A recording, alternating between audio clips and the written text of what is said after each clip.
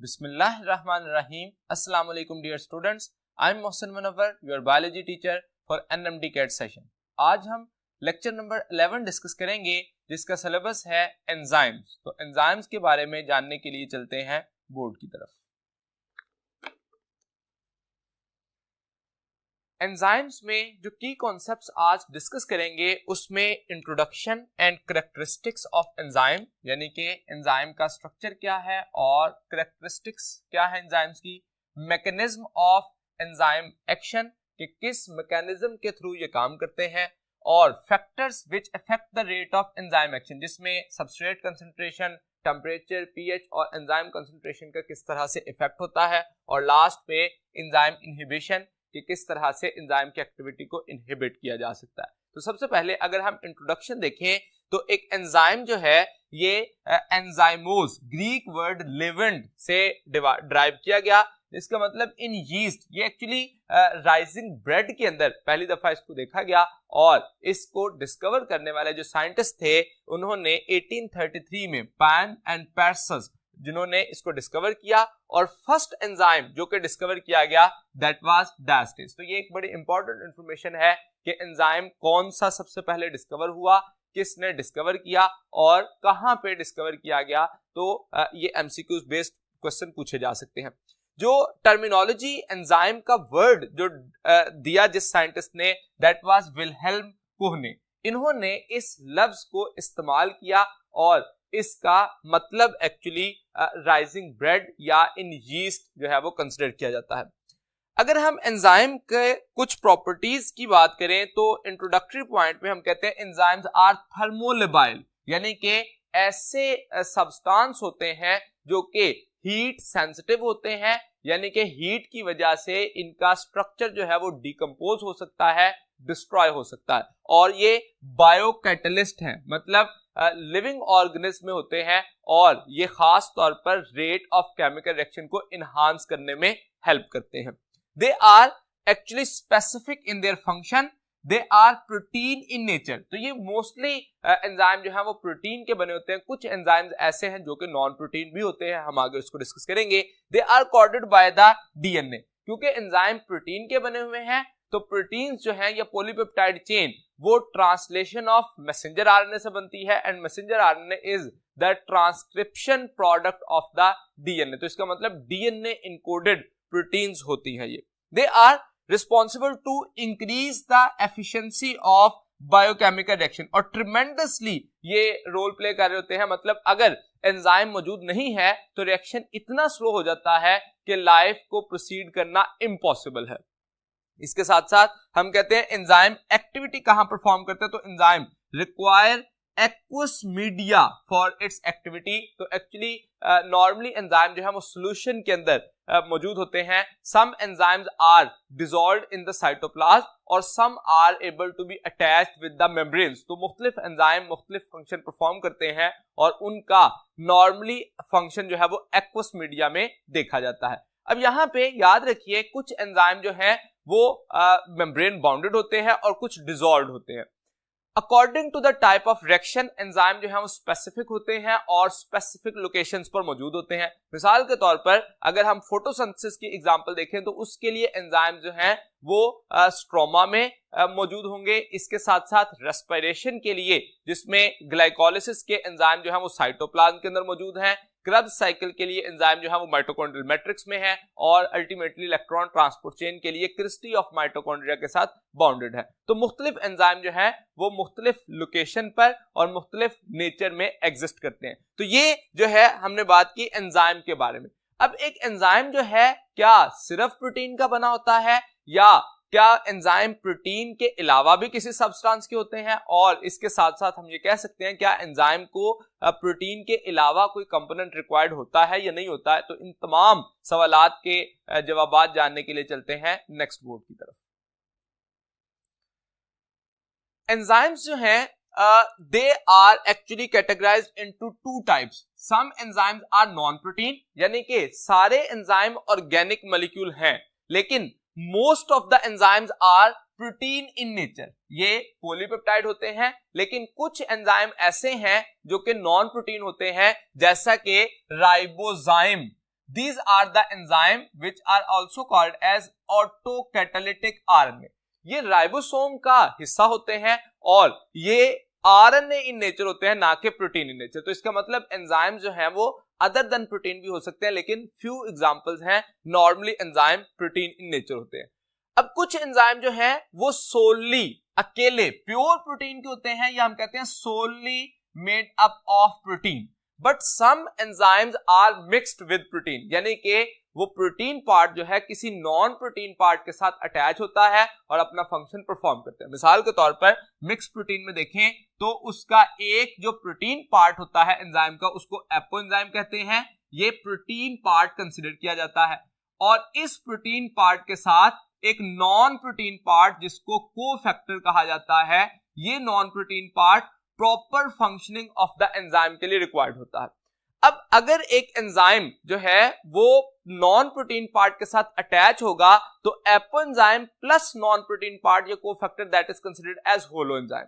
Apoenzyme incomplete enzyme होता है, inactive enzyme होता है, जबकि होलो एंजाइम जो है जब कोफैक्टर उसके साथ बाइंड कर जाता है तो वो उसको कंप्लीट एंजाइम में और एक्टिव एंजाइम में कन्वर्ट कर देता है। तो actually apoenzyme plus cofactor will be considered as holo enzyme. Now what is cofactor? Cofactor जैसा कि मैंने कहा नॉन प्रोटीन पार्ट होगा, और वो नॉन प्रोटीन पार्ट इनऑर्गेनिक भी हो सकता है और ऑर्गेनिक भी हो सकता है। इनऑर्गेनिक सब्सटेंस ऐसे नॉन प्रोटीन पार्ट जो कि इनऑर्गेनिक हो और लूजली अटैच्ड हो, उनके लिए हम वर्ड इस्तेमाल करते हैं these are called as activator. तो एक्टिवेटर सब्सटेंस जो है वो लूजली अटैच्ड होते हैं, और खास तौर पर इनकी दूसरी प्रॉपर्टी हम कहते हैं दीज आर मेटल आयंस, जैसे कि मैग्नीशियम है, आयरन है, जिंक है, कोबाल्ट है, सॉरी कॉपर है। तो ये वो तमाम सब्सटेंस हैं जो कि मेटल आयन के तौर पर बिहेव करते हैं और लूजली अटैच्ड होते हैं इनऑर्गेनिक। तो अब अगर हम एक एक्टिवेटर को डिफाइन करना चाहें तो उसकी तीन प्रॉपर्टीज हैं, वो लूजली अटैच्ड हो, वो मेटल आयन हो और वो इनऑर्गेनिक हो। अब नॉन प्रोटीन तो सारे ही कोफैक्टर होंगे, तो इसका मतलब चार हो जाएंगे in general, loosely attached, metal ion, inorganic and non protein. अब ऑर्गेनिक की बात करें तो ऑर्गेनिक को दो कैटेगरीज में फर्दर क्लासिफाई किया जाता है। These are may be prosthetic group और may be coenzyme. Prosthetic group हमेशा कोवलेंटली बॉन्डेड होता है, और उसके मुकाबले में जो दूसरा स्ट्रक्चर है वो लूजली अटैच्ड होता है। Coenzyme that will B loosely bounded. तो अब अगर हम देखें ऑर्गेनिक लूजली बाउंडेड हो तो कोएंजाइम है, और अगर इनऑर्गेनिक लूजली अटैच्ड हो या डिटैचेबल हो तो उसको हम कहते हैं एक्टिवेटर है। अगर कोएंजाइम की एग्जांपल देखें तो इसमें हम कहते हैं विटामिन्स जो हैं इनसे इनको ड्राइव किया जाता है, और ये अगेन एंड अगेन यूज हो सकते हैं। तो इसका मतलब लेसर कंसंट्रेशन जो है वो भी एसेंशियल होती है ताकि एज अ कोएंजाइम एक्ट करे और एंजाइम की प्रॉपर फंक्शनिंग में इन्वॉल्व हो। जब प्रोस्थेटिक ग्रुप की बात करते हैं तो ये कोवलेंटली बॉन्डेड हैं, यानी कि ये अनडिटैचेबल होंगे, जबकि जो एक्टिवेटर हैं these are detachable inorganic cofactor. अब ये तो प्रॉपर्टीज जो है वो हमने देखी जो कि एक एंजाइम के साथ अदर देन प्रोटीन पार्ट हो सकते हैं, और अगर हम इन कोफैक्टर्स की इंपॉर्टेंस देखें या कैरेक्टरिस्टिक देखें तो हम कहते हैं कि जो कोफैक्टर है that act as a bridge between enzyme and its substrate. अब सबस्ट्रेट वो सब्सटेंस होता है जो कि एंजाइम की एक्टिव साइट के साथ बाइंड करता है और प्रोडक्ट में कन्वर्ट होता है। आगे जब हम स्ट्रक्चर ऑफ एंजाइम देखेंगे तो एक्टिव साइट और उसके साथ सबस्ट्रेट किस तरह से बाइंड होता है इस बारे में भी बात करेंगे। तो पहला point that act as a bridge किसके दरमियान? Between enzyme and its substrate. दूसरे नंबर पे that is responsible to contribute to a chemical reaction directly. तो ये डायरेक्ट कंट्रीब्यूशन भी करता है and that is responsible to bring the catalysis. तीसरे नंबर पे that is source of chemical energy. लेकिन तमाम cofactor source of chemical energy नहीं है, तो इसलिए हम कहते हैं some time it is responsible to provide energy for the chemical reaction. तो ये वो प्रॉपर्टीज थी जो कि एक कोफैक्टर को एक्सप्लेन करती हैं। That was about the structure of enzyme. अगर हम कैरेक्टरिस्टिक ऑफ एंजाइम की बात करें तो उसके लिए चलते हैं नेक्स्ट बोर्ड की तरफ। कैरेक्टरिस्टिक्स ऑफ एंजाइम की बात करें तो एंजाइम सबसे पहले ग्लोबुलर प्रोटीन है। तो एंजाइम्स आर ग्लोबुलर प्रोटीन और ये 3 डायमेंशनल ग्लोबुलर प्रोटीन्स होती हैं जो कि एक स्पेसिफिक स्ट्रक्चर रखती हैं और इसी वजह से स्पेसिफिक फंक्शन भी परफॉर्म करते हैं। एंजाइम जो है they are biocatalyst, they are responsible to increase the rate of chemical reaction. तो कोई भी जो केमिकल रिएक्शन हो रहा होता है उसके रिएक्शन को स्पीड अप करने के लिए एंजाइम काम करते हैं। तो एंजाइम जो है इनका काम सिर्फ और सिर्फ एक्टिवेशन एनर्जी को लोअर कर देना है, जिसकी वजह से बायोकैटालिटिक एक्टिविटी जो है वो इनहांस हो जाती है। तो इसका मतलब they are the structure which are responsible to enhance the biochemical activities. Nature of end product की बात करें तो जिस वक्त एक केमिकल सॉल्यूशन के अंदर रिएक्शन हो रहा होगा एंजाइम से, जो सबस्ट्रेट अटैच हुए प्रोडक्ट में कन्वर्ट हो गए, तो अब जो प्रोडक्ट है वो एंजाइम की प्रेजेंस जो है वो उसके ऊपर इफेक्ट नहीं करेंगे। तो इसका मतलब nature of end product will not affected by the presence of the enzyme. तो एंजाइम जो है वो स्पेसिफिक होते हैं, सबस्ट्रेट के साथ बाइंड करेंगे, प्रोडक्ट में उसको कन्वर्ट कर देंगे और अब जो प्रोडक्ट मौजूद है वो एंजाइम पर कोई इफेक्ट नहीं करेगी। इसके साथ साथ एफिशिएंसी देखें तो enzyme are highly efficient molecule that can be used again and again if no change in the condition. जैसे टेम्परेचर और पीएच चेंज ना हो, एंजाइम डिग्रेड ना हो, तो वो बार बार यूज हो सकता है। और उसके साथ साथ small amount can accelerate a chemical reaction, क्योंकि ये बार बार इस्तेमाल हो सकते हैं तो स्मॉलर क्वांटिटी या लेसर कंसंट्रेशन भी किसी रिएक्शन को प्रोसीड करने के लिए इनफ होती है और वो उस रिएक्टेंट को प्रोडक्ट में कन्वर्ट कर देती है। स्पेसिफिसिटी ऑफ एक्शन में कहते हैं दीज आर वेरी स्पेसिफिक या highly specific in their action, कि ये सबस्ट्रेट के साथ अटैच होकर उसको प्रोडक्ट में कन्वर्ट करने की कैपेसिटी रखते हैं।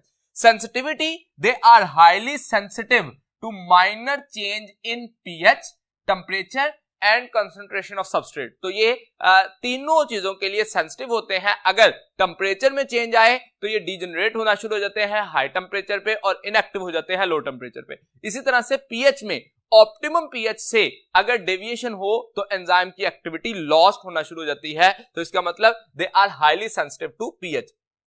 कोफैक्टर जो है तमाम एंजाइम को रिक्वायर्ड नहीं होता, some enzyme will require cofactor for their proper functioning और उसके साथ साथ एक्टिवेशन एनर्जी को ये लोअर करने की कैपेसिटी रखते हैं। तो they have capacity to lower the activation energy. These are the characteristics of the enzyme. अब एंजाइम जो है नॉर्मली इन कैरेक्टरिस्टिक्स को अवेल करते हैं, लेकिन कुछ एंजाइम ऐसे हैं जो कि पोटेंशियली डैमेजिंग होते हैं अगर वो अपनी एक्टिव फॉर्म में प्रोड्यूस कर ले जाएं। तो इसका मतलब हम कहते हैं potentially damaging enzymes they are manufactured in their inactive form. तो एंजाइम्स को, कुछ एंजाइम्स को इनएक्टिव फॉर्म में प्रोड्यूस किया जाता है। अगर एक्टिव फॉर्म में हो तो वो पोटेंशियल डैमेज कर सकते हैं टू कंसर्न सेल्स, इसीलिए इनको इनएक्टिव फॉर्म में प्रोड्यूस किया जाता है। जैसे मिसाल के तौर पर जो पेप्सिनोजेन है ये इनएक्टिव फॉर्म में प्रोड्यूस होता है। डाइजेस्टिव ट्रैक्ट में ये एंजाइम है, प्रोटीन डाइजेस्टिंग एंजाइम है, तो इस एंजाइम को इनएक्टिव फॉर्म में प्रोड्यूस किया जाता है और जैसे ही अपनी एक्टिविटी परफॉर्म करना होती है तो कंसंट्रेशन ऑफ HCl की वजह से ये पेप्सिनोजेन से पेप्सिन में कन्वर्ट हो जाता है। अब पेप्सिन को फॉर्मेशन के लिए 2 बेसिक पॉइंट्स होते हैं। एक तो जब कंसंट्रेशन ऑफ HCl बढ़ेगी तो पेप्सिनोजेन से पेप्सिन की फॉर्मेशन स्टार्ट हो जाएगी, और दूसरे नंबर पे high concentration of pepsin is also responsible to trigger the pepsinogen to form the pepsin. तो ये वो प्रोसेस था जिसके जरिए कुछ डैमेजिंग एंजाइम, जो पोटेंशियल डैमेजिंग एंजाइम होते हैं, उनको इनएक्टिव फॉर्म में प्रोड्यूस किया जाता है। Next, mechanism of enzyme action को जानने के लिए चलते हैं नेक्स्ट बोर्ड की तरफ।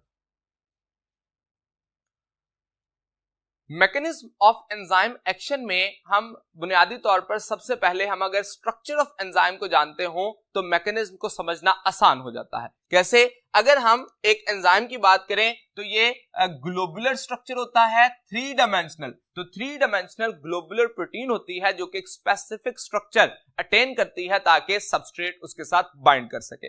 अब अगर एक एंजाइम का स्ट्रक्चर देखें तो उस एंजाइम के 2 हिस्से होते हैं।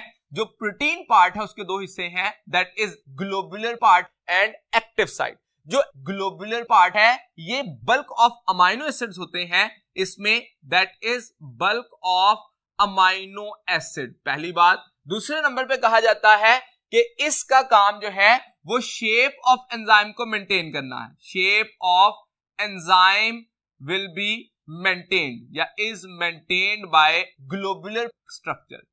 उसके मुकाबले में जो एक्टिव साइट है इसकी क्या प्रॉपर्टीज हैं? That is made up of few amino acid, इसकी स्पेसिफिक शेप होती है और उस स्पेसिफिक शेप के साथ एंजाइम जो है वो बाइंड कर सकता है और ये स्लाइटली फ्लेक्सिबल भी होती है, इसमें माइनर चेंज जो है वो आ सकती है। तो ये चंद एक अमाइनो एसिड पर बनी हुई एक पर्टिकुलर स्ट्रक्चर होता है। तो active site is composed of few amino acid which is responsible for binding of the substrate and that is also responsible for catalysis. तो इसी वजह से हम एंजाइम की एक्टिव साइट को दो बेसिक कंपोनेंट्स में कंसीडर करते हैं। दो रीजन्स हैं इसके या दो साइट्स हैं, जिसमें पहली को हम नाम देते हैं binding site, that is responsible to bind with the substrate. तो यहां पे आके सबस्ट्रेट जो है वो अटैच होता है और जैसे ही सबस्ट्रेट अटैच होगा तो बाइंडिंग साइट जो है वो एक्टिवेट कर देती है अनदर साइट को, जिसको नाम दे देता है कैटालिटिक साइट। तो वो जब कैटालिसिस का प्रोसेस जो है वो होना शुरू हो जाएगा, that is responsible by the catalytic site. तो इसका मतलब बाइंडिंग साइट जो है वो कैटालिटिक साइट को एक्टिवेट करने की कैपेसिटी रखती है। अब यहां पे अगर हम स्पेसिफिकली देखें तो एक एंजाइम जो है सबस्ट्रेट के साथ जब बाइंड करता है तो एंजाइम सबस्ट्रेट कॉम्प्लेक्स कहलाता है।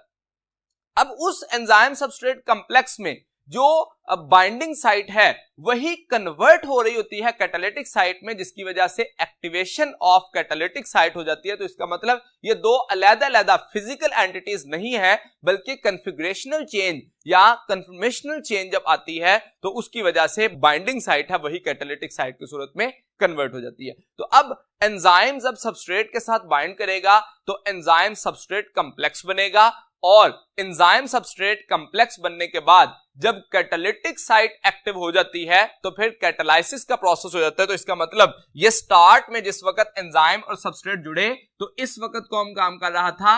बाइंडिंग साइट, जो कि पर्टिकुलरली किस लिए अटैचमेंट थी?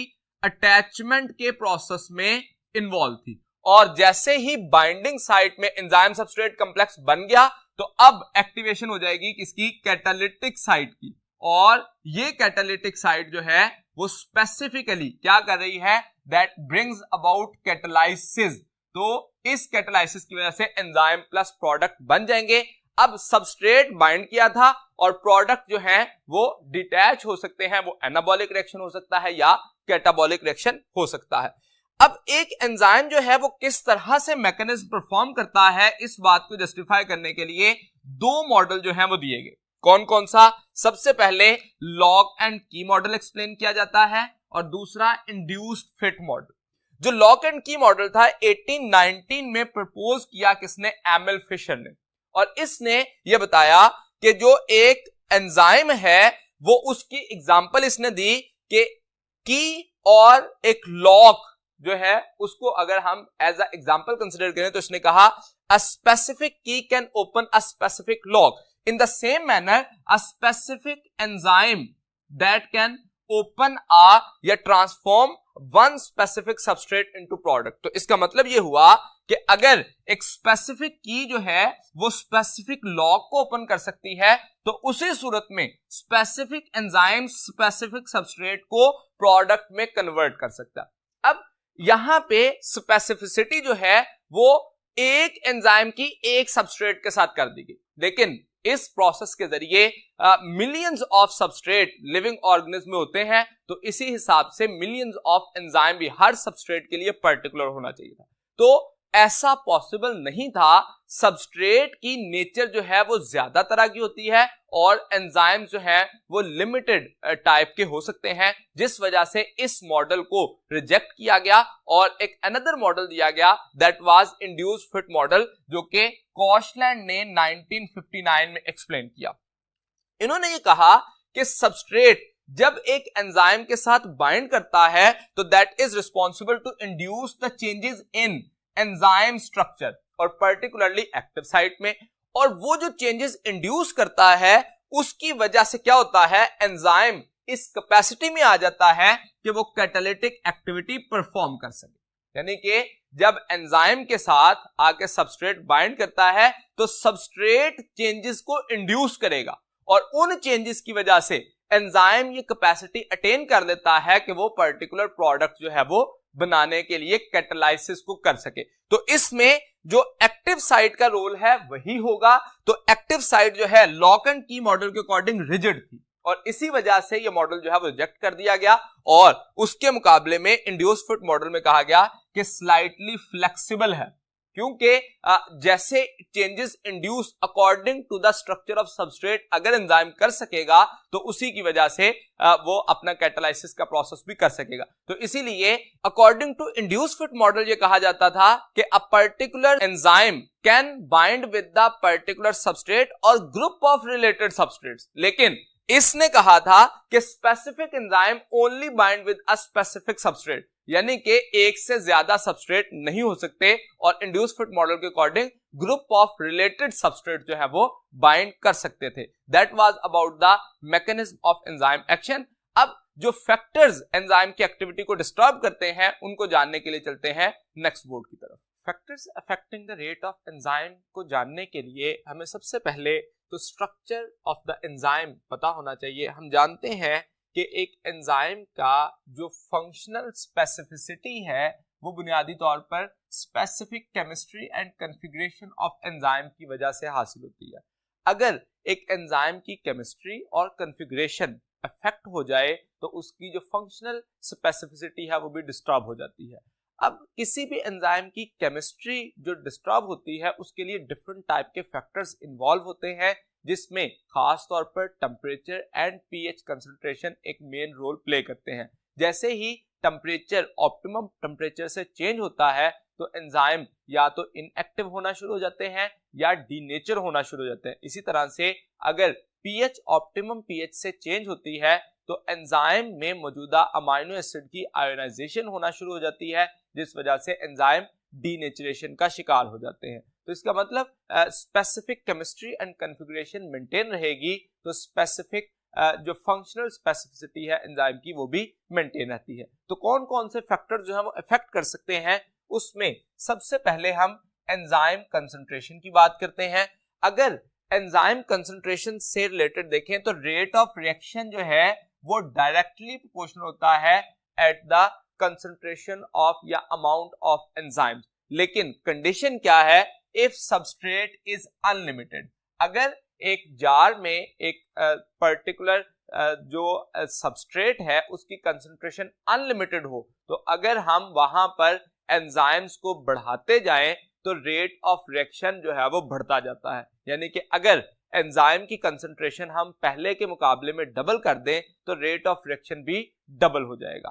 क्यों? क्योंकि मोर एक्टिव साइट्स अवेलेबल होंगी। अब अगर हम इसमें रीजन देखें तो अमाउंट ऑफ एंजाइम की इंक्रीज करने से एक्चुअली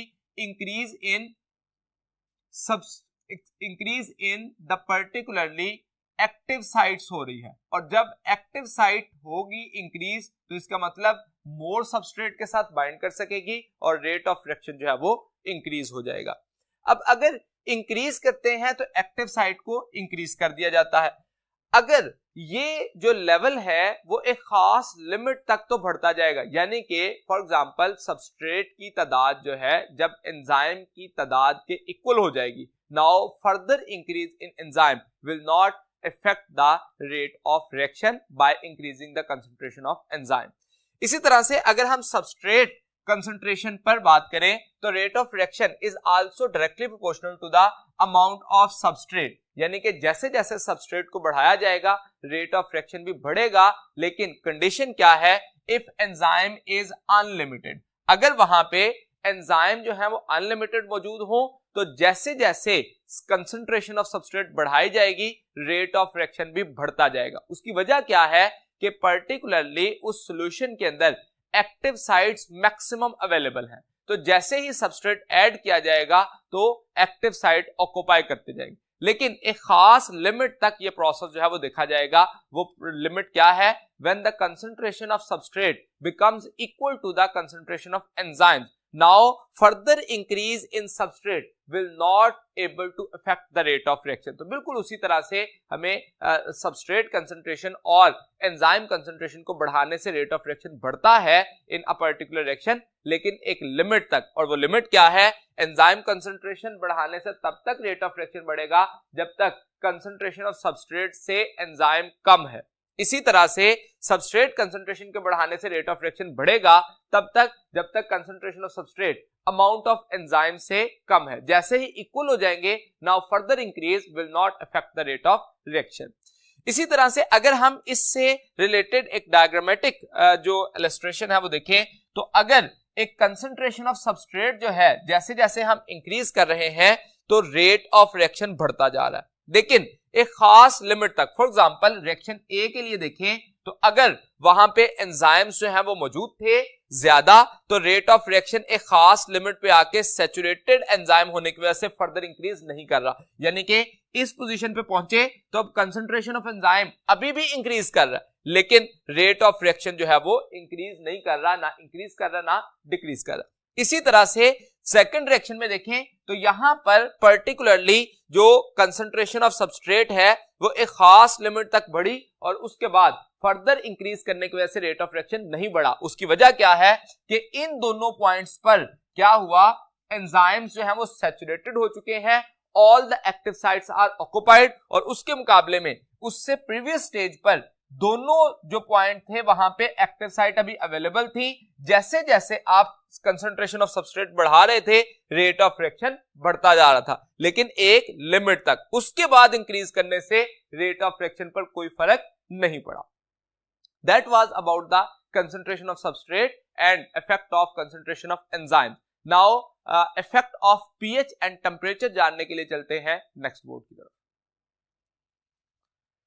जब हम पीएच और टेम्परेचर की बात करते हैं तो टेम्परेचर या पीएच दोनों की वैल्यू ऑप्टिमम वैल्यू कंसीडर की जाती है, यानी कि वो वैल्यू जिस पे रेट ऑफ रिएक्शन मैक्सिमम होता है that is called as optimum value of temperature as well as pH. तो अगर हम टेम्परेचर के रिलेटेड बात करें तो ऑप्टिमम टेम्परेचर क्या होता है? The temperature at which enzyme works at there maximum rate. तो उस पर्टिकुलर टेम्परेचर को ऑप्टिमम टेम्परेचर का नाम दिया जाता है। जैसे ह्यूमन के केस में जो ऑप्टिमम टेम्परेचर होता है that is 37 degree centigrade. Why? Because most of the enzyme work at there maximum rate at this temperature. और इसी तरह से डिफरेंट लिविंग ऑर्गेनिज्म के लिए, डिफरेंट स्पीशीज के लिए ऑप्टिमम टेम्परेचर डिफरेंट हो सकता है, but in case of human optimum temperature is 37 degree centigrade. अब अगर हम एक टेम्परेचर का जो स्ट्रक्चर है वो देखें तो रेट ऑफ एंजाइम जो है वो एंजाइम कंट्रोल्ड रिएक्शन के लिए रेट ऑफ रिएक्शन इंक्रीज करता है with increase in temperature but up to a limit. जैसे ही उस लिमिट से फर्दर बढ़ाया जाता है तो rate of reaction slow down होना शुरू हो जाता है और अल्टीमेटली एंजाइम डीनेचर होना शुरू हो जाते हैं। उसकी वजह क्या है? उस वजह को देखिए तो टेम्परेचर एक्चुअली हीट प्रोवाइड करने के लिए होगा। हीट की वजह से काइनेटिक एनर्जी मिलेगी और उस काइनेटिक एनर्जी की वजह से रिएक्टिंग मॉलिक्यूल जो हैं वो मोर रैपिडली मूवमेंट शो कर देंगे। अब जैसे ही movement of reacting molecules rapid होगी तो उसकी वजह से चांस ऑफ कोलिजन इंक्रीज हो जाएगा। मॉलिक्यूल एक दूसरे के साथ टकराना शुरू कर देंगे और उसकी वजह से भी हीट प्रोड्यूस होना शुरू हो जाएगी। अब अगर खास टेम्परेचर होगा तो उस पे कोलिजन एक पर्टिकुलर लिमिट तक होगी जिस वजह से रिएक्टेंट प्रोडक्ट में कन्वर्ट हो सकेंगे। लेकिन अगर वो हीट एक खास लिमिट से बढ़ गई तो उसकी वजह से क्या होगा? Vibrations among the atom of enzymes भी स्टार्ट हो जाएंगी और उसके साथ साथ विगरस वाइब्रेशंस होने की वजह से विगरस कोलिजन स्टार्ट होंगी और अल्टीमेटली एंजाइम का ग्लोबुलर स्ट्रक्चर लॉस्ट हो जाएगा। तो इसका मतलब यह हुआ कि एक पर्टिकुलर ऑप्टिमम हीट या ऑप्टिमम टेम्परेचर रिक्वायर्ड होता है that is responsible to enzyme, या वो एंजाइम को रिक्वायर्ड होता है फॉर इट्स ऑप्टिमम एक्टिविटी, या एंजाइम उस टेम्परेचर पर maximum rate of reaction show कर रहा होता है। अगर हम इसको एक पर्टिकुलर अपीयरेंस में देखें तो अगर यहां पर for example rate of reaction जो है इस टेम्परेचर पर 10 डिग्री सेंटीग्रेड पर मिनिमम था, जैसे ही टेम्परेचर बढ़ता है तो रेट ऑफ रिएक्शन बढ़ता जाता है। यहां पे याद रखिए अर्लियर 10 डिग्री सेंटीग्रेड जो है वो टेम्परेचर बढ़ने की वजह से रेट ऑफ रिएक्शन डबल हो जाता है, लेकिन कहां तक, एक लिमिट तक, और वो लिमिट क्या है, optimum temperature. For example human के केस में 37 डिग्री सेंटीग्रेड है, तो इस टेम्परेचर तक रेट ऑफ रिएक्शन मैक्सिमम होगा। लेकिन जैसे ही फर्दर इंक्रीज किया जाएगा बायोकेमिकल रिएक्शन के लिए, तो रेट ऑफ रिएक्शन डिक्रीज होना शुरू हो गया, और उसकी वजह क्या हुई, that is responsible for denaturation of enzymes. और डीनेचुरेशन ऑफ एंजाइम्स किस वजह से हुई, वाइब्रेशंस की वजह से, विगरस कोलिजन्स की वजह से among the atoms of enzyme, so the globular nature of the enzyme will be destroyed, और इसी को हम नाम देंगे डीनेचुरेशन ऑफ एंजाइम। अब ये वाला जो ग्राफ है, इसको तो हम शो कर रहे हैं बायोकेमिकल रिएक्शंस के लिए या लिविंग ऑर्गेनिज्म के लिए। इन नॉन लिविंग थिंग्स जो टेम्परेचर है, हीट है, यही एक्चुअली एक फंक्शन परफॉर्म कर रहा होता है, जिसके जरिए एटम्स, मॉलिक्यूल्स, रिएक्टिंग मॉलिक्यूल्स के दरमियान कोलिजन्स होती हैं और रिएक्टेंट से प्रोडक्ट बनते हैं। तो इसका मतलब इनऑर्गेनिक रिएक्शन के लिए या नॉन लिविंग थिंग्स में जो रिएक्शन हो रहे होते हैं, उनके लिए हीट जैसे जैसे बढ़ती जाएगी रेट ऑफ रिएक्शन बढ़ता जाएगा। लेकिन एंजाइम कंट्रोल्ड रिएक्शन के लिए हीट के खास लिमिट तक बढ़ने की वजह से रेट ऑफ रिएक्शन बढ़ेगा। Further increase in heat will not responsible to increase the rate of reaction, but enzymes will be denatured. Next point देखिए जिसकी वजह से इफेक्ट होता है, that is the pH value. अब पीएच वैल्यू में भी जैसे टेम्परेचर के केस में है, इसी तरह से पीएच की वैल्यू की भी एक ऑप्टिमम वैल्यू होती है, और इस वैल्यू को हम नाम देते हैं जो मोस्ट इफेक्टिवली एंजाइम काम कर सके, जिस वैल्यू पे उसको नाम दे देता है ऑप्टिमम वैल्यू या ऑप्टिमम पीएच। तो एंजाइम अगर अपना rate of reaction maximum show करे, तो उस पर्टिकुलर पीएच को ऑप्टिमम पीएच कहा जाता है। तो ह्यूमन के केस में या किसी भी लिविंग ऑर्गेनिज्म के केस में नैरो रेंज ऑफ पीएच में एंजाइम जो है वो मोस्ट इफेक्टिवली वर्क करते हैं। इन केस ऑफ ह्यूमन जो वेरिएबल पीएच पर मुख्तलिफ एंजाइम जो है वो काम कर रहे होते हैं, तो एक पर्टिकुलर एंजाइम की पीएच तो पर्टिकुलर होती है, लेकिन लिविंग ऑर्गेनिज्म के अंदर मौजूदा डिफरेंट एंजाइम डिफरेंट पीएच पे काम कर रहे होते हैं। जैसे कुछ एंजाइम है जो कि हाईली एसिडिक पीएच पे काम कर रहे हैं, सच एज पेप्सिन, वो 2 पीएच पे काम करता है जो कि हाईली एसिडिक है। इसी तरह से कुछ एंजाइम ऐसे जो कि हाईली बेसिक पीएच पे काम करते हैं, लाइक आर्जिनेज जो कि 9.7 पीएच पे काम करता है, और कुछ ऐसे हैं जो कि न्यूट्रल पीएच पे भी काम कर रहे होते हैं, जैसे कि काइमोट्रिप्सिन है। तो मुख्तलिफ एंजाइम जो है वो स्लाइटली एसिडिक, स्लाइटली बेसिक या हाईली एसिडिक और हाईली बेसिक पीएच पे या न्यूट्रल पीएच पे काम करते हैं। तो ह्यूमन के केस में वेरिएबल ऑप्टिमम पीएच होती है डिफरेंट एंजाइम्स की, लेकिन एक पर्टिकुलर एंजाइम की ऑप्टिमम पीएच हमेशा पर्टिकुलर होगी। सो अगर हम इसमें मैकेनिज्म देखें कि पीएच की चेंज होने की वजह से एक्चुअली प्रॉब्लम क्या आती है, तो इसकी वजह से ionization of amino acid of active site होना शुरू हो जाती है। जैसा कि हम जानते हैं active site is a charge bearing site, definite charge bearing site होती है, और इस चार्ज बेरिंग साइट पर जो चार्ज आ रहा होता है that is actually due to the amino acids. अगर उन अमाइनो एसिड्स की पीएच चेंज होने की वजह से आयनाइजेशन हो जाए, तो वो जो चार्ज बेरिंग साइट है उस पे चार्ज डिस्टर्ब हो जाता है, जिसकी वजह से अल्टीमेटली एक्टिव साइट डिस्टर्ब हो जाएगी और structure of the enzyme denature होना शुरू हो जाता है। तो एक्सट्रीम इन पीएच, जब चेंज इन पीएच होती है, तो that will responsible for denaturation of enzyme. तो चेंज इन द टेम्परेचर या चेंज इन पीएच दोनों जो है वो एंजाइम की एक्टिविटी को डिस्टर्ब कर सकते हैं। That was about the factors affecting the rate of enzyme action, जिसमें से टेम्परेचर और पीएच जो है वो हमने डिस्कस किए। अब हमने टेम्परेचर में ये बात कही कि एक्चुअली यहाँ पे क्या होता है, एक्टिवेशन एनर्जी जो है वो प्रोवाइड की जाती है या एक्टिवेशन एनर्जी को लोअर किया जाता है। 2 किस्म के प्रोसेस हो सकते हैं। In non living things heat के जरिए एक्टिवेशन एनर्जी जो है वो प्रोवाइड की जाती है, लेकिन लिविंग थिंग्स के केस में एंजाइम की मौजूदगी में एक्टिवेशन एनर्जी को लोअर किया जाता है। अब ये एक्टिवेशन एनर्जी है क्या और लोअर कैसे होती है, इस बात को जानने के लिए चलते हैं नेक्स्ट बोर्ड की तरफ। एक्टिवेशन एनर्जी जैसा कि बाय डेफिनेशन देखें तो हम कहते हैं that is minimum amount of energy which is required to start a chemical reaction.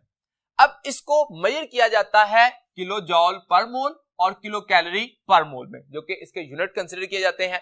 Living things के अंदर हीट को एज अ एक्टिवेशन एनर्जी या एनर्जी ऑफ एक्टिवेशन के तौर पर इस्तेमाल किया जाता है, लेकिन लिविंग थिंग्स के केस में इसी की जगह पर हम एंजाइम्स को यूज करते हैं जो कि कम करने के लिए या एक्टिवेशन एनर्जी को लोअर करने के लिए इस्तेमाल होता है। इस स्टेप को जानने के लिए कि एक्टिवेशन एनर्जी लोअर कैसे करता है, उसके लिए अगर हम ये एक ग्राफ देखें तो इसमें रिएक्टेंट जो है हमारे पास कार्बन डाइऑक्साइड एंड वाटर थे और उनके पास ये एनर्जी लेवल था।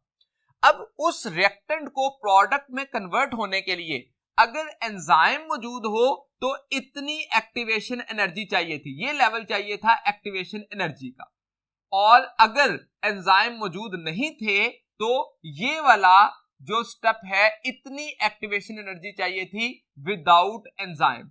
तो इसका मतलब ये हुआ कि जब एंजाइम मौजूद होगा तो एक्टिवेशन एनर्जी लोअर हो जाएगी और जब एंजाइम नहीं है तो एक्टिवेशन एनर्जी हायर हो जाएगी। यही हमने कैरेक्टरिस्टिक भी पढ़ी थी कि एक्टिवेशन एनर्जी को लोअर कर देते हैं। अब ये लोअर किस तरह से करते हैं कि जैसे ही एंजाइम एक्टिव साइट के साथ बाइंड करता है तो बाइंडिंग के बाद कैटालाइसिस का प्रोसेस जब स्टार्ट होता है तो कन्फर्मेशनल चेंज आती है, जिसकी वजह से जो मॉलिक्यूल्स रिएक्टिंग मॉलिक्यूल्स होती हैं उनकी डायरेक्शंस जो हैं वो मेंटेन की जाती हैं, जिसके जरिए उनमें प्रॉपर कोलिजन स्टार्ट हो जाती है और उस कोलिजन से जो हीट प्रोड्यूस होती है वो एक्टिवेशन एनर्जी को लोअर करने के लिए हेल्प कर रही होती है। तो बुनियादी तौर पर एंजाइम की मौजूदगी में एक्टिवेशन एनर्जी को लोअर किया जा सकता है और without enzyme maximum activation energy required होती है, जो कि नॉन लिविंग थिंग्स में इसी वजह से ज्यादा हीट देकर तो जो एक प्रोसेस है एक रिएक्टेंट उसको प्रोडक्ट में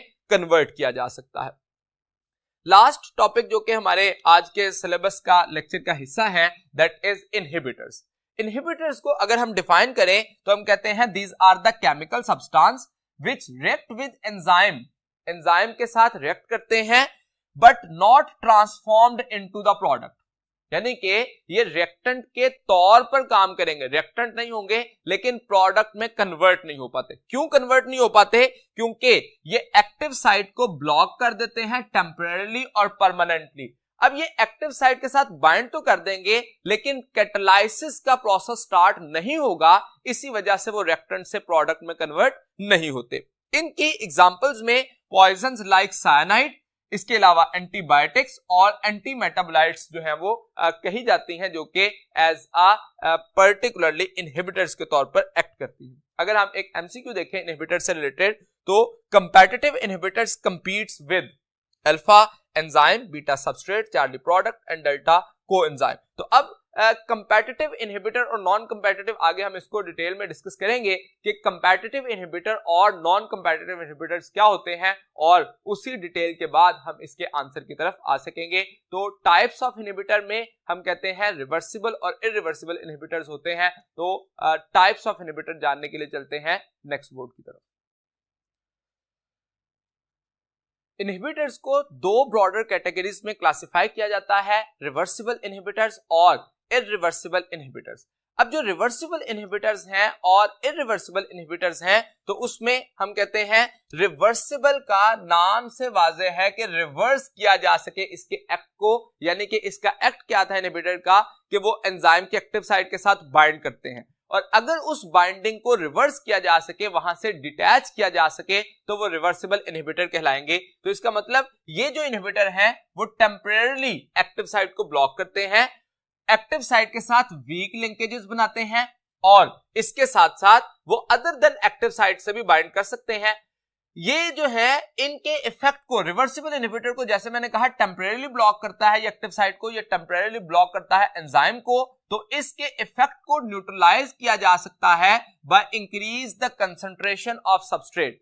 अगर कंसंट्रेशन ऑफ सबस्ट्रेट इंक्रीज की जाएगी तो जो इनहिबिटर बाइंड किया हुआ है उसको डिटैच करने में आसानी हो सके। इसका मतलब ये हुआ कि अगर एक एंजाइम के पास दो सब्सटेंस हैं, एक एज अ सबस्ट्रेट काम कर रहा है और एज अ इनहिबिटर काम कर रहा है, जिसकी कंसंट्रेशन ज्यादा होगी वो एक्टिव साइट के साथ बाइंड कर जाएगा और जिसकी कंसंट्रेशन कम होगी वो नहीं बाइंड कर पाएगा। तो that is actually the competition जिसमें कंपीट करेगा। तो इस वजह से हम रिवर्सिबल इनहिबिटर में ये बात करते हैं कि वो वीक लिंकेज करेगा। अगर इनहिबिटर की कंसंट्रेशन ज्यादा हो जाएगी तो इनहिबिटर बाइंड कर जाएगा और अगर इनहिबिटर बाइंडेड है तो कंसंट्रेशन ऑफ सबस्ट्रेट बढ़ाने से उस इनहिबिटर को रिप्लेस किया जा सकता है, जबकि इरिवर्सिबल इनहिबिटर में हम कहते हैं कि वो परमानेंटली ब्लॉक कर देता है। इसकी कंसंट्रेशन चाहे कम हो या ज्यादा हो, ये फैट मैटर नहीं करती, और ये परमानेंटली ब्लॉक कर देता है एक्टिव साइट को, और ये एक्टिव साइट को ऑक्युपाई करता है बाय कोवलेंट बॉन्ड फॉर्मेशन और may responsible for physical blockage of the active site. अब रिवर्सिबल इनहिबिटर जैसे हमने कहा कि उसको रिप्लेस किया जा सकता है with the particular type of substrate, लेकिन इरिवर्सिबल इनहिबिटर जैसे ही बाइंड कर जाएगा तो उसके बाद एंजाइम डीनेचर होगा, उसके बाद एंजाइम को दोबारा यूज नहीं किया जा सकता, जबकि रिवर्सिबल इनहिबिटर के बाद एंजाइम को रीयूज किया जा सकता है। और according to the point of binding, यानी कि एंजाइम के साथ इनहिबिटर कहां बाइंड करेगा, उस बुनियाद पर हम इसको क्लासिफाई करते हैं एज कंपेटिटिव इनहिबिटर और as a non competitive inhibitor. अब अगर हम कंपेटिटिव मतलब कंपटीशन, यानी कि एंजाइम के साथ नॉर्मली सबस्ट्रेट बाइंड करता है एक्टिव साइट पे और उससे प्रोडक्ट में कन्वर्ट होता है।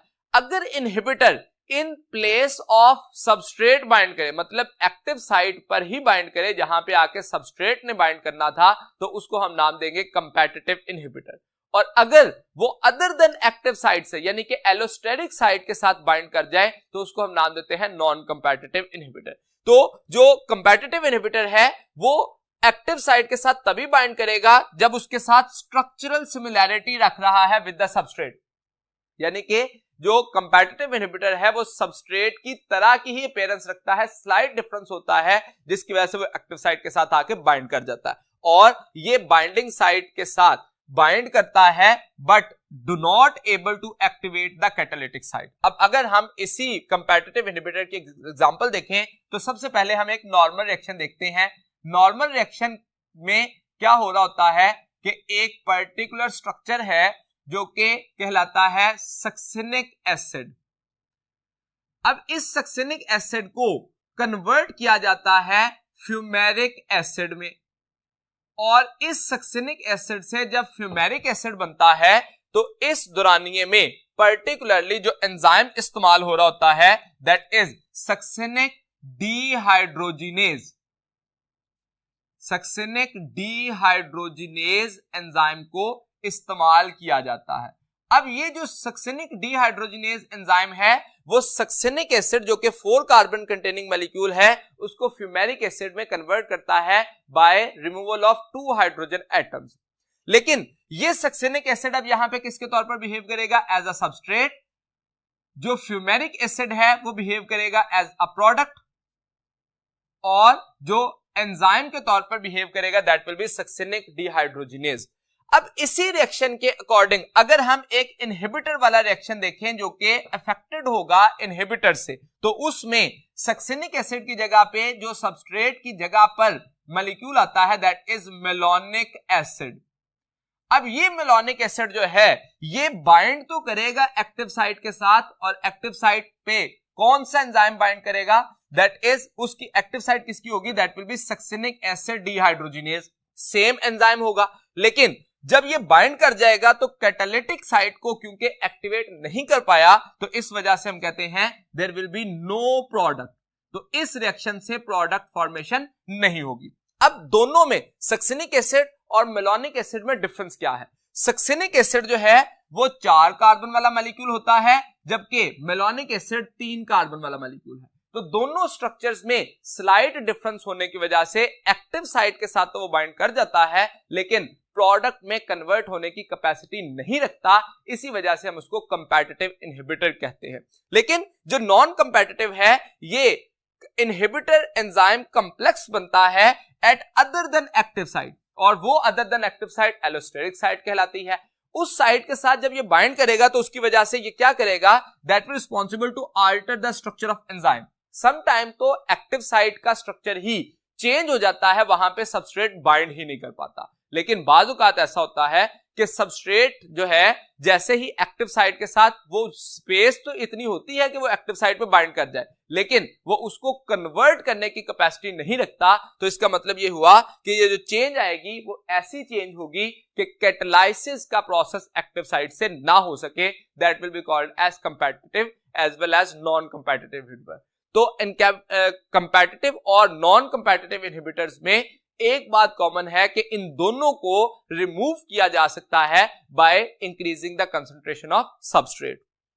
लास्ट पे एंजाइम एंड बायोकेमिकल पाथवेज की बात करें तो कुछ एंजाइम होते हैं जिसमें डायरेक्ट एक सबस्ट्रेट को प्रोडक्ट में कन्वर्ट कर देते हैं, लेकिन कुछ जो है सीरीज ऑफ बायोकेमिकल रिएक्शंस होती हैं जिसमें एक से ज्यादा एंजाइम जो है in the form of battery act कर रहे होते हैं, जिसमें एक सबस्ट्रेट जो है वो प्रोडक्ट में कन्वर्ट होता है एक एंजाइम से, और वो प्रोडक्ट अगले एंजाइम के लिए एज अ रिएक्टेंट काम कर रहा होता है। तो इसका मतलब जैसे हम ये इसको सबस्ट्रेट का नाम दें, इस एंजाइम की मदद से ये प्रोडक्ट बना बी। अब ये बी जो है इसका प्रोडक्ट है, लेकिन अगले एंजाइम के लिए एज अ रिएक्टेंट काम कर रहा है। इस एंजाइम का ये प्रोडक्ट होगा और अगले के लिए ये एज अ रिएक्टेंट। तो इसका मतलब अल्टीमेटली हम ये कहेंगे कि जो सबस्ट्रेट ए है ये इनिशियल सबस्ट्रेट है और जो प्रोडक्ट ई है ये फाइनल प्रोडक्ट कंसिडर किया जाएगा। अब इस रिएक्शन के दौरान क्योंकि एक से ज्यादा एंजाइम काम कर रहे हैं, कोई एक एंजाइम भी डिस्टर्ब हो जाएगा तो अल्टीमेटली फाइनल प्रोडक्ट की फॉर्मेशन नहीं हो पाएगी।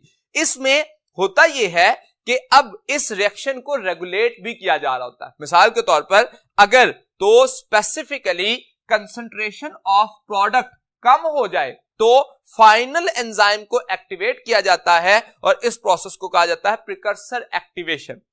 और अगर फाइनल प्रोडक्ट की कंसंट्रेशन रिक्वायर्ड अमाउंट से ज्यादा हो जाए तो फिर क्या किया जाता है कि इनिशियल एंजाइम को इनहिबिट कर दिया जाता है and that process is called as feedback inhibition. तो प्रिकर्सर एक्टिवेशन और फीडबैक इनहिबिशन के जरिए हम किसी भी बायोकेमिकल रिएक्शन को रेगुलेट करने की कैपेसिटी रखते हैं। यहां तक आज का हमारा लेक्चर कंप्लीट हुआ। उम्मीद है कि मैं अपनी बात आपको समझाने में कामयाब रहा। अगले लेक्चर तक के लिए दीजिए इजाजत। अल्लाह हाफिज।